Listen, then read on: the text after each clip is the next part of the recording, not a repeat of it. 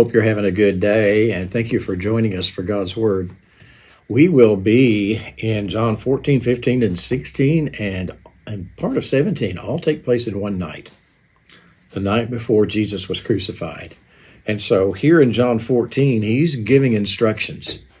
He's telling them, I'm going to go away. They don't understand yet that he's going to be crucified and buried and resurrected and then go back where he came from.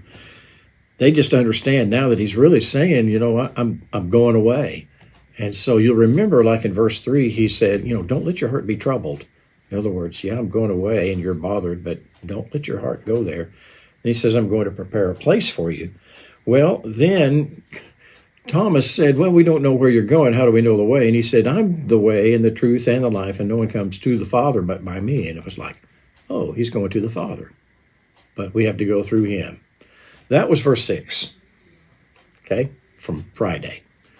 So now Monday, I'm assuming, of course you can look at these anytime you want, but he's saying, now if you had known me, this is verse 7 of chapter 14, you would have known my Father also, and from now on you know him and have seen him. And they're going, we've known the Father, if we've known you. And Philip said, Lord, show us the Father and it's enough for us. Poor Philip. Jesus said, have I been so long with you, and yet you have not come to know me, Philip? He who has seen me has seen the Father. How can you say, show us the Father? So in other words, he was saying, for 3 years you've been with me, and by being with me for 3 years, you know what God is like. Because God took on flesh and dwelt among us.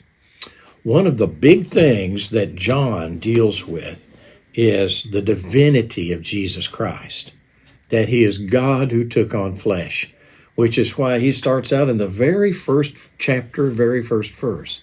In the beginning, the Word was with God, and the Word was God. And then it goes on to say, all things were made by him. In other words, the Creator. Okay. And then verse 14, the Word became flesh and dwelt among us. Listen to John 1:18.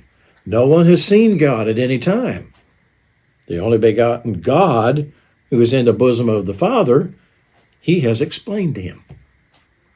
In other words, you haven't really seen God in all of his glory and majesty, but you've seen Jesus and you know all about the character and the power of God. Jesus has explained him by living among us for 3 years. Yeah. Suppose you've been in contact with somebody in a chat room for a long, long time and you've become friends. What you know is what that person has told you about themselves. You really don't know much of anything else. They've described themselves maybe physically, maybe even sent you some pictures. But if you really want to know them, they come pay you a visit. Yeah. And that's exactly what Jesus did, which is one of the reasons he's called the Word. The fullest revelation, the greatest statement about what God is like. God said, I'm going to come see you, and I'm going to be among you for 33 years. 3 years of intensive ministry. Yeah. Have a great day. God bless.